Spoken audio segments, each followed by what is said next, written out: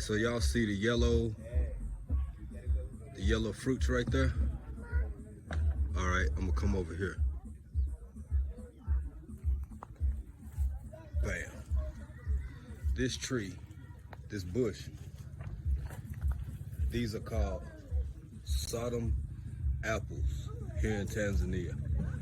And it goes all the way back to biblical times.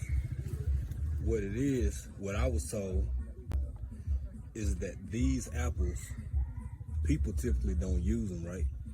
Don't eat them. I mean, they don't consume them. But the animals do. And what they do is use these for medicine sometimes, especially the Maasai people. They use these for medicine, for a cut, for a scrape, for a burn or whatever.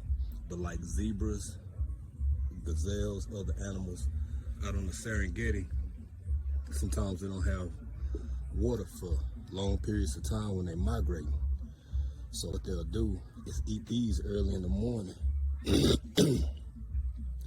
Helps them retain enough water so that they can keep looking for a water source. So that's just a quick tidbit, a little something I came across over here.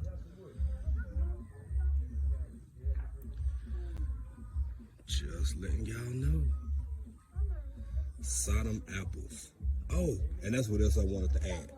The whole Sodom part comes from Sodom and Gomorrah.